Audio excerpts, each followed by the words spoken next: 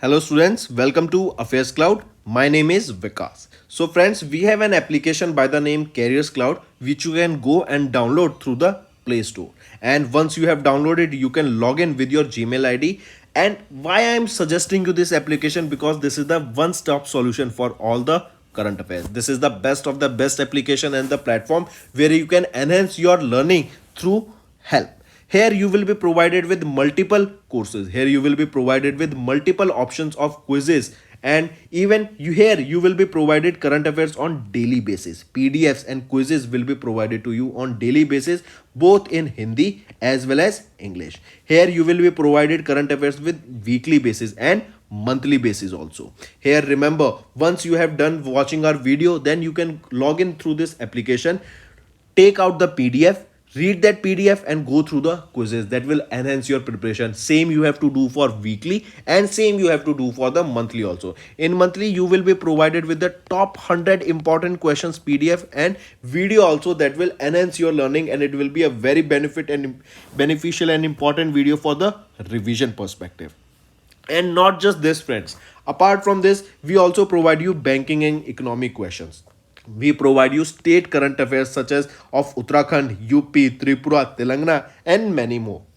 Not just this, apart from this we also provide you topic wise current affairs, and the topics that we are providing you are really important. These topics are such as national affairs, international affairs, important days, sports, defense, science and technology, apps and web portals, obituary. These are the important topics that are being asked in various exams across India. So these are the topics that are must and should be covered and will be beneficial for the preparation of the students. Hello everyone. So in this video we will be discussing important current affairs of 22nd of July. The session will be really important and interesting, so do pay attention till the end. Let's start. SearchCom selection committee will be headed by whom? So remember, recently central government has implemented a key provision of the Competition Amendment Act of 2023 that has vested the power of the appointment of Director General in the Competition Commission of India. Correct? And now the question asked here is, this search cum selection committee will be headed by the chairperson of CCI. Remember, before this, the search cum selection committee was headed by the secretary of the Ministry of Corporate, that is MCA. Right now, upon vesting of the power in CCI, the search cum selection committee will now be headed by the chairperson of CCI. Right, and they will have two members, one each nominated by MCA, that is Ministry of Corporate Affairs, and central government. Correct? Then next thing, remember, the Director General would be appointed by CCI. Three names will be recommended by the search cum selection committee for the same. Right? What are the reasons behind the amendments of these law? Right? These changes followed the recommendation of Competition Law Review Committee, which aims to address the issue of the Director General's direct accountability to the central government instead of the CCI. Right? Next is DPIIT has joined hands with which state for the ODOP program?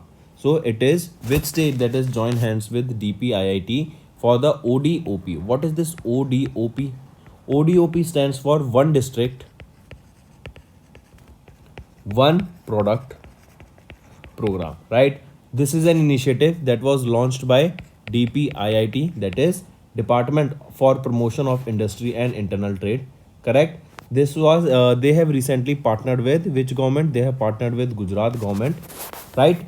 And it aims to foster the promotion of various indigenous craft and artisans of the state. Right? That means this will promote the production of artisans or products of various artisans, craftsmen, right, in the state, and it will be promoted, or these products will be marketed on ONDP, ONOP, right? Not ONOP, it is ODOP, that is One District, One Program. Correct? And with which state? It is Gujarat. Under this ODOP, Gujarat An extensive array of 68 distinctive products encompassing a diverse range from various Gamthi block print, Mata in Penchdi, right, and to various other agriculture commodities such as your groundnuts and and your cumins and other commodities will also be sold on this ODOP program, for which DPIIT has recently tied up with Gujarat State. So you can see here it is DPIIT that has joined hands with Gujarat for the ODOP program, and DPIIT is your Department for Promotion of Industry and Internal Trade, and they tied up with Gujarat government, and this will foster the promotion of the indigenous crafts and artisans of the state. Correct? Next. India signed an MOC. What is MOC? It is Memorandum of Cooperation with which country for semiconductor supply chain partnership?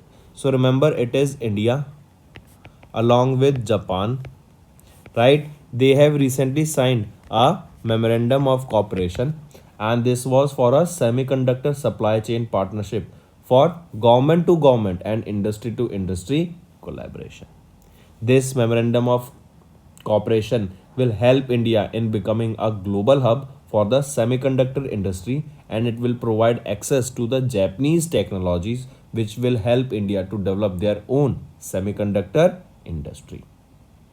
Correct? And this MOC between them, this will foster research and development, right? This will promote manufacturing in India, right? Talent development and enhancing the chain resilience in India. An implementation organization will be created to facilitate the government and industry collaborations, right? Also, if you remember, Semicon India, where was this held? This was held in Bangalore, right? Then, if we see in Gujarat, the manufacturing of semiconductor will be starting, and for this, if you remember earlier, it was Foxconn and Vedanta. They signed an MOU for this particular semiconductor manufacturing, but now it will be just Foxconn that will be proceeding with this plan. Next, here you can see it is India and Japan. They will be working towards semiconductor supply chain partnership, right? And for this, they recently signed a Memorandum of Cooperation. Moving on, which organization implemented credit guarantee scheme under AHIDF for livestock sector? So remember, it is DAHD. What is DAHD? It is Department of Animal Husbandry and Dairying. Correct? They launched the first ever credit guarantee scheme for livestock sector.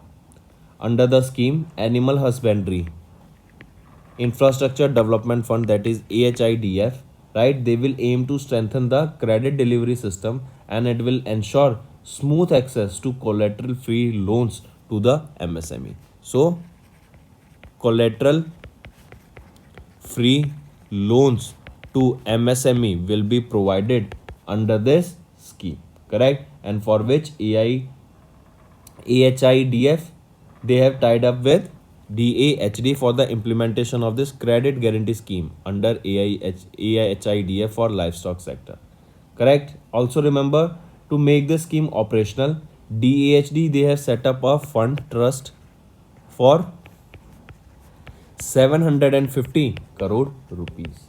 They will offer credit guarantee coverage of up to 25% for the credit facilities extended to MSME by eligible lending institutions, right?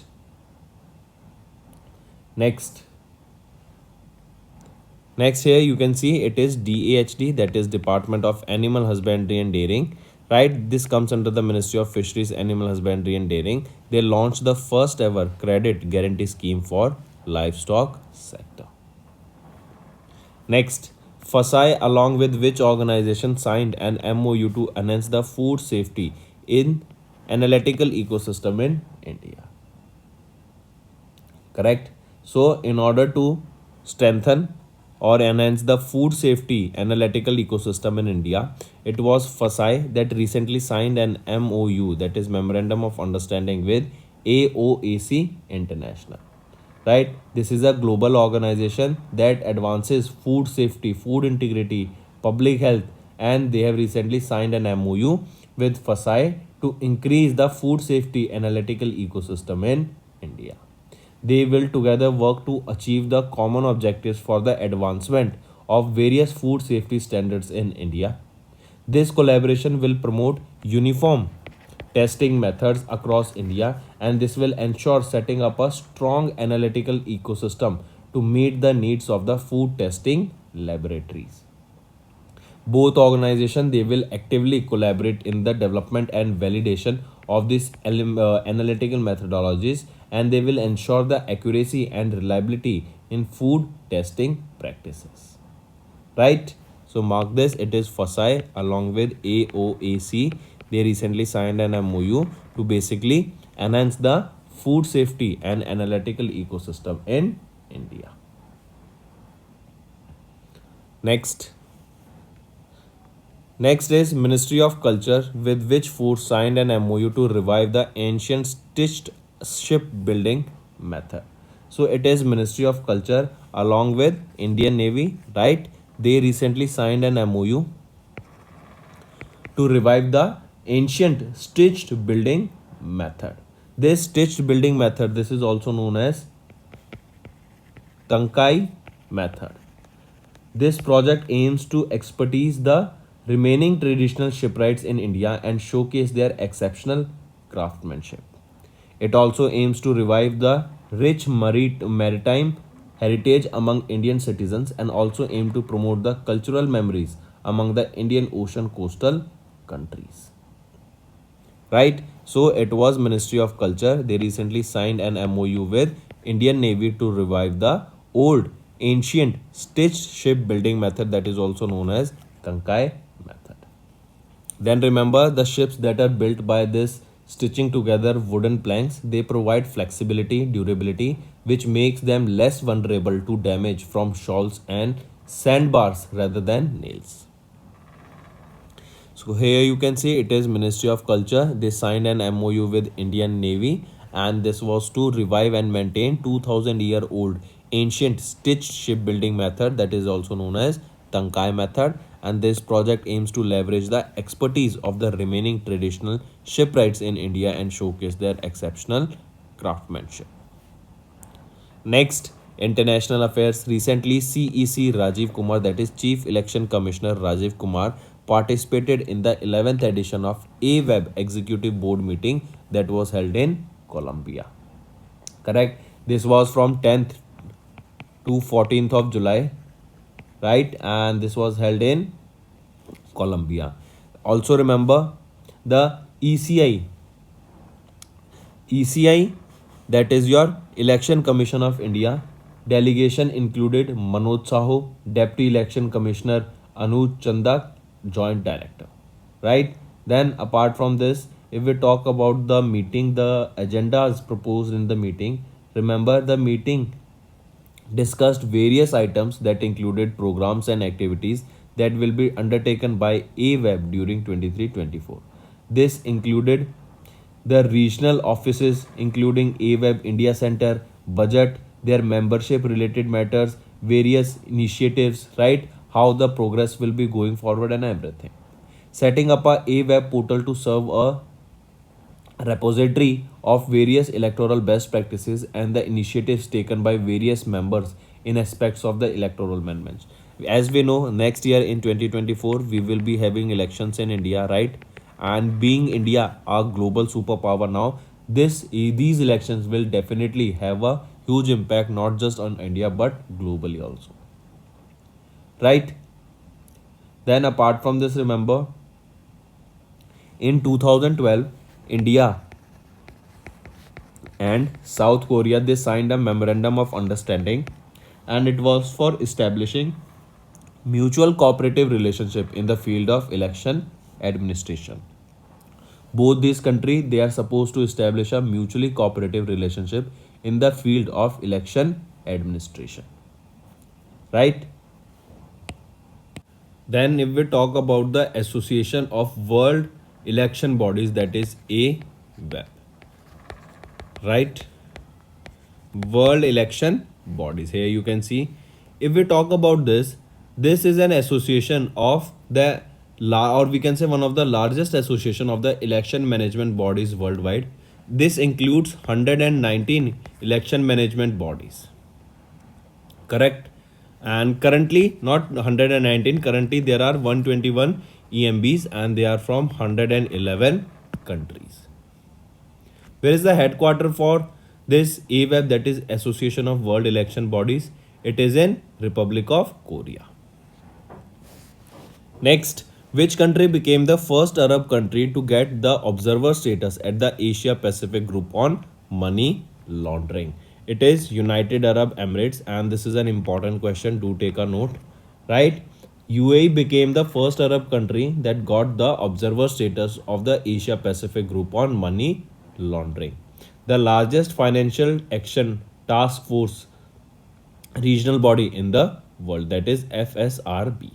This decision was made at the APG's, that is Asia Pacific Regions or Asia Pacific Group's annual meeting and technical assistant and training forum that was held in Vancouver in British Columbia, Canada, right? Then the meeting was co-chaired by the Associate Assistant Deputy Minister of Finance Julian Braze of Canada's Department of Finance and Ian McCarthy of the Australian Federal Police. Correct. Apart from this, remember UAE was named to the Financial Action Task Force list in 2022, and the list denotes countries that are working to address the strategic deficiencies to money laundering. Right? With this, UAE has displayed their participation in Middle East and North African Financial Action Task Force also. If we talk about this APG, that is Asia Pacific Group, it was founded in 1997. There are 41 active members and the headquarters is in Sydney, Australia. So coming back, it was UAE that has became the first Arab country to get the observer status at the Asia Pacific Group on money laundering. Next, here you can see UAE became first Arab country to get the observer status at the Asia Pacific Group on money laundering. Next, SEBI, SEBI expands the scope of the environment social governance investing, allows 6 new strategies for mutual funds. Right? I repeat, SEBI, right? They have allowed the AMCs, that is your asset management companies, to introduce 6 new strategies under the ESG governance.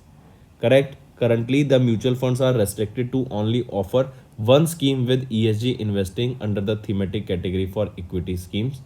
Right? The move aims to accommodate the growing demand for green financing and most of the shift that is happening from non-renewable sources of energy to renewable sources of energy. Right? This will include the 6 new strategies, that is exclude, integration, best in class and positive screening, impact, sustainable, and transition or transition related. Correct. These are the 6 new strategies that has been included into the or introduced by SEBI under the ESG theme, that is environment social governance theme. And also remember, SEBI has mandated for ESG schemes requiring them to invest a minimum of 65% of their assets under management in the listed entities. Correct? Next,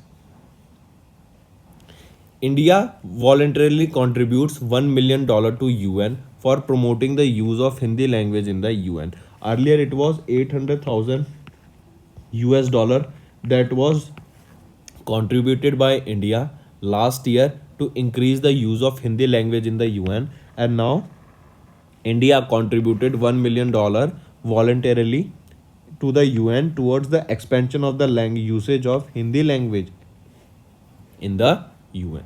Then Ruchira Kamboj, she is the permanent representative of India to the UN. She handed over the check of $1 million to Miss Melina Fleming, Under Secretary General of the UN Department of Global Communication.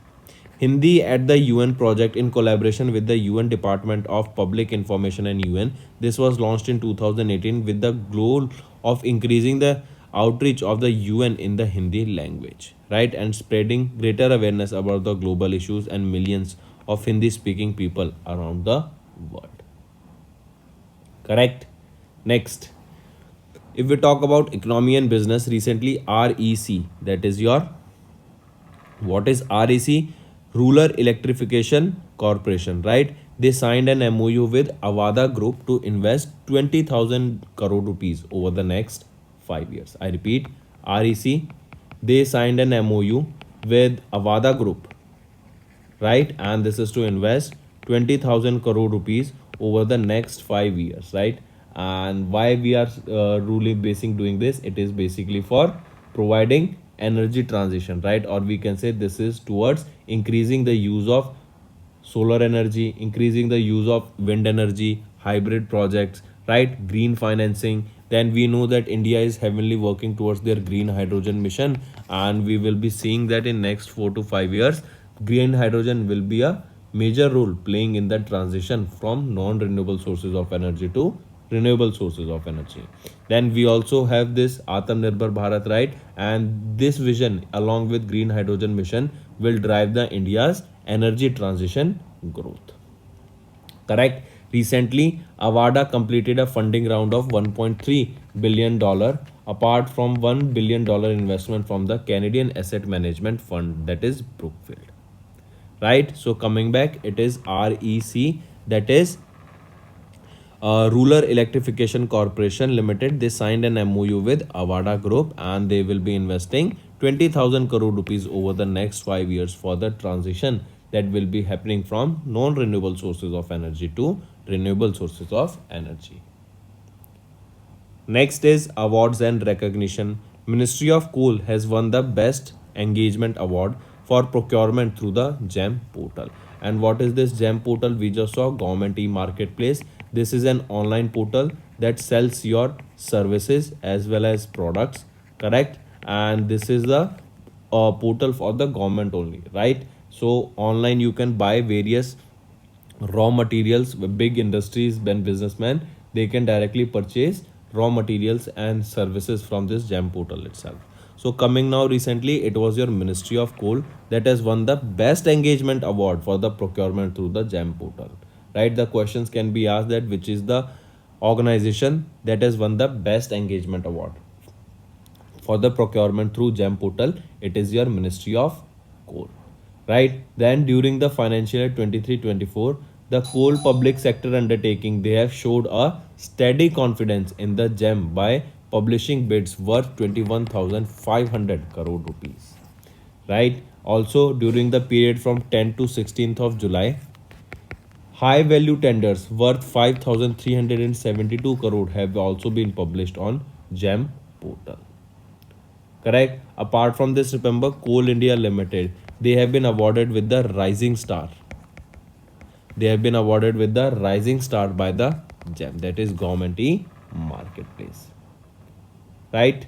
Also, if I ask you, name the organization that has been awarded in the timely payments category through the GEM portal. In the timely payments category by the GEM portal, it is your NLC, that is Naval Lignite Corporation Limited, NLC India. They have recently been awarded with the timely payments category through GEM portal. And if we talk about the Rising Star, it is Coal India Limited. Moving on, next is appointments and resignation. Nivruti Rai has been appointed as the Managing Director and Chief Executive Officer of Invest India. Right? She will be succeeding whom? She will be succeeding Manmeet K. Nanda ji. Right? So, Miss Nivruti Rai, as you can see here in the picture, she has been appointed as the MD and CEO of Invest India, and she will be succeeding Manmeet K. Nanda, the Joint Secretary of the DPIIT, who had been serving as the additional charge of MD and CEO ad interim since March 2022. If we talk about her, Miss Nivruti Rai, she was born in UP in November 1969, and she is a recipient of the prestigious Nari Shakti Puraskar in 2022 for her remarkable contributions to the field of technology by President Ramnath Kovind. Previously, she served for Intel, for the last 29 years as a global business and technology leader and led India as country head for the past 7 years. Right? Next. Next will be Raj Kumar Sinha, Rajay Kumar Sinha, right? Rajay Kumar Sinha has been appointed as the Managing Director and Chief Executive Officer of SBI Capital Markets Limited, right? This is one of the oldest investment banks in India, right? And his term will be with effective from 14th of July 2023. Rajay Kumar Sinha, he will be succeeding whom? He will be succeeding Amitav Chatterjee, who moved to SBI Corporate Center as Deputy Managing Director, right? Then, if we talk about him, Rajay Kumar Sinha, he has joined SBI as PO officer in 1991. He is the Deputy Managing Director at SBI Corporate Center, Mumbai, Maharashtra, right? If we talk about SBI Capital Markets Limited, of which he has been appointed as the MD and CEO. If we talk about this SBI Capital Markets Limited, where is the headquarter of it? It is in Mumbai, Maharashtra, and Dinesh Kumar Khara is the non-executive chairman here. Next question will be asked to you is that who has been appointed as the Managing Director of LIC? Satpal Bhanu has been appointed as the Managing Director of LIC and he will be succeeding Siddharth Mohati. Correct? Direct question, remember this. And he will be in this position till December 2025 or until further notice, right? He will succeed Siddharth Mohati, who was appointed as the chairman of LIC in April 2023. Now, LIC, they have 4 managing directors: Satpal Bhanu, Mini Aip, M. Jagannath, and Tablesh Pandeji. Right? Then remember, LIC has decided to phase out the chairman post to align with other publicly traded corporation. And Siddharth Mohati, he will be serving as the chairman of LIC till June 2024. After that, he will take the charge as the first CEO of LIC for the term June 2024 to June 2025. And the 4 MDs of LIC will be reporting to the CEO. Correct? Next is related to sports. Indian Grandmaster R. Pragnanda became the champion at the Super Grandmaster Chess Tournament in Hungary. Right? This was held in Budapest, Hungary. And recently, R. Pragnanda, who is 17 years of age and he's a young Indian Grandmaster, and he became recently champion during this event. Next is state news. UP government has launched a portal to process electric vehicles subsidy, right? Remember, it is Uttar Pradesh, right? They have launched this EV subsidy portal. This is the name of the portal. That means it is a website, correct? This will enable citizens to apply online for subsidy available on purchase of electric vehicles in Uttar Pradesh. As per the UP government policy, buyers can apply online for these electric vehicle subsidies for vehicles they have bought after October 2022. Correct? Under the UP Electric Vehicle Manufacturing and Mobility Policy, the permission has been granted for the implementation of the Purchase Subsidy Promotion Scheme with conditions. And this scheme is effective from 14th of October 2022 till 13th of October 2023. Next. So friends, these were your important current affairs for the day. Now let's go for a quick revision. Competition Amendment Act here, and it stated that power to appoint DG has been shifted to CCI, that was from earlier to Ministry of Corporate Affairs. Then DPIIT joined hands with Gujarat for the ODOP program. India-Japan signed an MOC for semiconductor supply chain partnership. DAHD implemented credit guarantee scheme under AHIDF for livestock sector. FASAI and AOAC International, they signed an MOU to enhance food safety analytic ecosystem in India. Ministry of Culture and Indian Navy signed an MOU to revive the ancient stitched shipbuilding method. CEC Rajiv Kumar participated in the 11th edition of AWEB Executive Board meeting that was held in Colombia. UAE became the first Arab country to get the observer status at the Asia Pacific Group on Money Laundering. SEBI has expanded scope of ESG investing and has allowed 6 new strategies for mutual funds. India voluntarily contributed $1 million to UN for promoting the use of Hindi language in the UN. REC signed an MOU with Avada Group to invest 20,000 crore over the next 5 years. Ministry of Coal won the Best Engagement Award for procurement through the GEM portal. Nivruti Rai has been appointed as the MD and CEO of Invest India. Rajay Kumar Sinha appointed as the MD and CEO of SBI Capital Markets Limited. Satpal Banno has been appointed as MD of LIC and she will be succeeding Siddharth Mohati. He will be succeeding Siddharth Mohati. Indian Grandmaster R. Pragnanda became the champion at the Super Grandmaster Chess Tournament that was held in Hungary. UP government launched the portal to process electric vehicle subsidies and it is for 1 year. Right, so these were your important current affairs for the day, friends. Now let's move to the quick revision. Rajasthan cabinet, they have introduced minimum guaranteed income bill for 2023. So question can be asked that which state introduced minimum guaranteed income bill 2023? It was Rajasthan. Then US Open 2023 was held and this is for the sports badminton. China's Li Xingfeng has won the men's single title and Thailand's Supaninda Kathong has won the women's single title. Then President Murmu, she presented the Bhumi Samman Awards 2023 and it was to 9 state secretaries and 68 district collectors. Next, nomadic elephant. This is the 15th edition of the exercise that was conducted between India and Mongolia. Next, if we talk about Henley Passport Index, the rank of passport of India is 80th and it gives us visa-free entry to 57 nations. Apart from this, the country that has topped with the first rank in this Henley Passport Index, it is your Singapore, right? Next, Nelson Mandela International Day, it is observed on 18th of July. Third cohort of 4 ocean innovators was launched by which organization? This third cohort of 4 ocean innovators that aims to accelerate the progress on the sustainable development goals, that is for the target 4.2, 14.2, 14.5 and 14.7. If we look at this target 14.2, that sustainable development goal 14.2 is for marine protected areas. 14.5 is for area based management and 14.7 is for blue economy.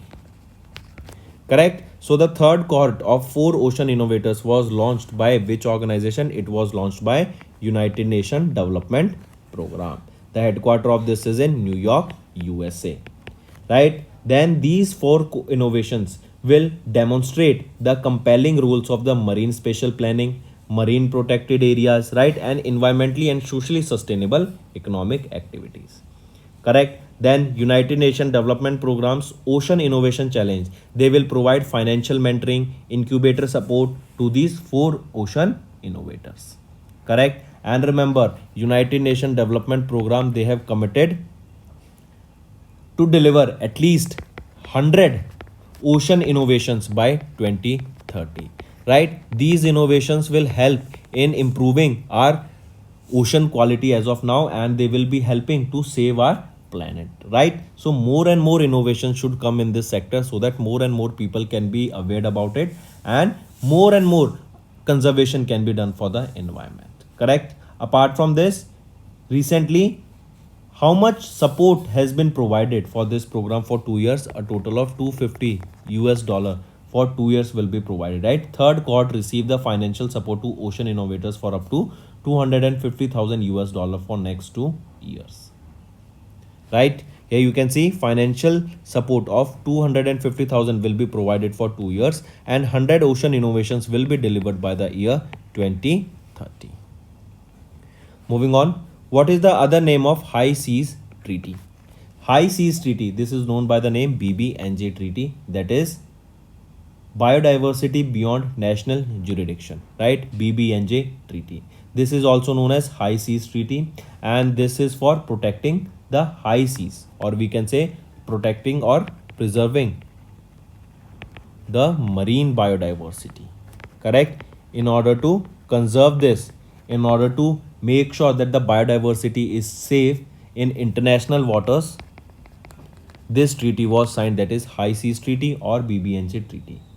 Then this agreement was signed under UNCLOS. What does this stands for? This is your United Nations Convention on the Law of the Sea. This came into effect in 1994 and it is about the conservation and the sustainable use of marine biodiversity of areas beyond the national jurisdiction. Correct? And remember, the treaty has established the first ever framework for governing practices like fishing, mining, oil extraction in the international waters. Correct? Then remember, the treaty established a framework for marine protected areas and this will be open for signature in New York for 2 years starting 20th of September 2023. Right? Next. And also remember, it is an agreement under the UNCLOS and this treaty established the framework for governing practices like fishing, mining and oil extraction in the international waters.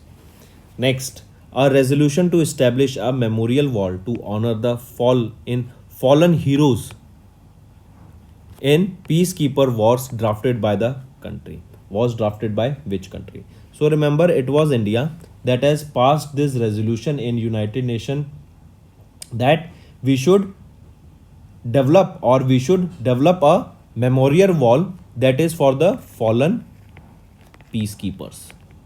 Who are those fallen peacekeepers? These are those individuals, right? These are those soldiers that were sent by various countries into the United Nations peacekeeping mission, right? And in order to honor those fallen peacekeepers, a memorial wall should be established.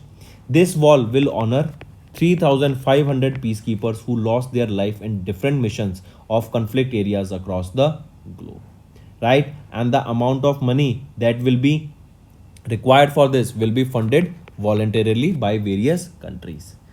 It was adopted by consensus and resolution was co-sponsored by 190 member nations out of 193 member nations. Correct?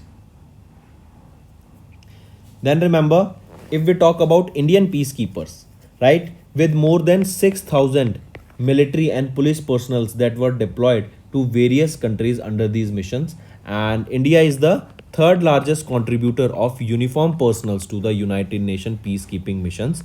178 Indian peacekeepers have been sacrificed in the UN peacekeeping mission so far. Right? Mark this important topic to discuss. And so these were your revision part, friends. Now let's move to the homework section. Namda, this is a type of a rug that is associated with which state or UT.